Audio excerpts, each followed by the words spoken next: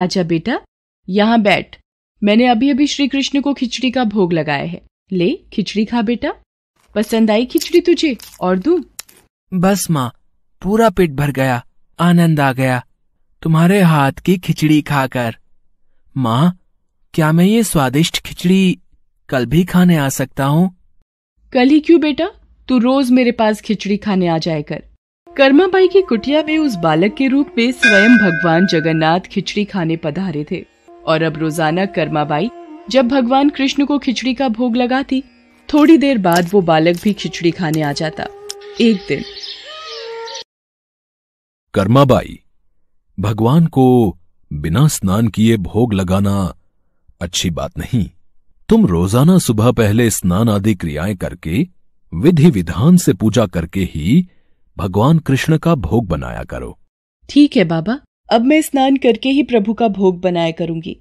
साधु की बात मानकर कर्माबाई अगले दिन से स्नान करके पूजा के पश्चात भोग तैयार करती। इस कार्य में उन्हें बहुत देर हो जाती थी, पर वो बालक तो अपने समय पर ही खिचड़ी खाने आ जाता था। माँ, खिचड़ी दो ना, जल्दी दो, मुझे बहुत भूख लगी है माँ। थोड़ी देर रुक बेटा, अभी देती हूँ। अब तो बालक रूपी भगवान जगन्नाथ जल्दी जल्दी खिचड़ी खाकर बिना हाथ मुंह साफ किए भाग जाते थे। उन्हीं दिनों मंदिर के पुजारी, जो काफी समय से मंदिर में सेवा कर रहे थे, ये जगन्नाथ भगवान के मुख पर खिचड़ी कैसे? मंदिर में तो काफी दिनों से खिचड़ी का भोग नहीं लगा, फिर ये भगवान के मुख पर खिचड़ी कैसे? हे प्रभु, ये कैसी लीला है आपकी? भगवान जगन्नाथ पुजारी के सपने में आते हैं। मेरी भक्त कर्माबाई, जो जगन्नाथपुरी में ही रहती है, वो बहुत ही प्रेम भाव से सुबह उठकर बाजरे की खिचड़ी का भोग लगाती है। मैं रोजाना सुबह जल्दी उठकर कर्माबाई की खिचड़ी खाने जाता हूँ।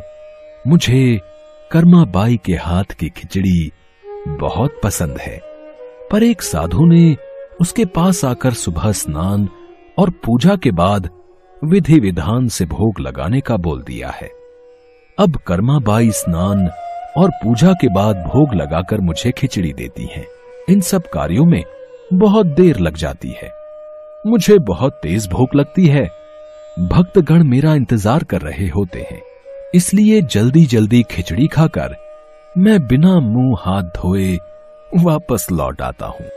भगवान जगन्नाथ की अद्भुत बातों को स्वप्न में सुनकर पुरोहित जी हर जगह उस साधु की खोज करवाते हैं और उसे बुलाकर सारी बात बताते हैं। साधु घबरा जाता है और कर्माबाई के पास जाता है। कर्माबाई, तुम श्री कृष्ण भगवान की परम प्रिय भक्त हो। तुम्हारे लिए किसी नियम नीति की कोई आवश्यकता नहीं। तुम अपने अनूठे प्रेम से जिस प्रकार सुबह जल्दी उठकर भोजन बनाती थीं, वैसे ही बनाकर भगवान का भोग लगाया करो। ठीक है साधु बाबा, अब मैं पहले की तरह ही सुबह जल्दी भोग बनाया करूंगी। अब कर्माबाई फिर से पहले की तरह भगवान कृष्ण को भोग लगाकर उस बालक को बड़े प्रेम पूर्वक खिचड़ी खाने को देती थी। ये क्रम कई वर्षों तक चला और एक दिन कर्माबाई परलोक सिधार गई। हे प्रभु, हमसे कोई भूल हो गई क्या? आज आपके नैनों से अश्रुधारा कैसी प्रभु? हे भगवान जगन्नाथ, क्या अपराध हुआ हमसे जो अब दुखी हुए प्रभु? उसी रात भगवान जगन्नाथ राजा और पुजारी के स्वप्न में आते हैं और बताते हैं कि उनकी भक्त कर्माबाई इस लोक से विदा होकर भगवान में विलीन हो गई हैं।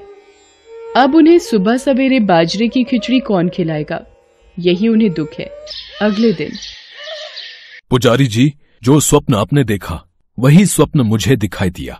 भगवान जगन्नाथ की प्रिय भक्त कर्माबाई अब इस लोक से विदा हो गई है। मैं चाहता हूँ आज से हर सुबह भगवान जगन्नाथ को कर्माबाई के नाम से बनाई बाजरे की खिचड़ी का भोग लगा करेगा, जिससे भगवान को कर्माबाई की कमी न महसूस हो। जी महाराज, अब से ऐसा ही होगा। उस दिन के बाद से कहते हैं कि भगवान जगन्नाथ को हर सुबह बाजरे की खिचड़ी का भोग लगाया जाता है। कर्माबाई के नाम की बाजरे की खिचड़ी के भोग से आज भी इस प्रथा को निभाया जा रहा है।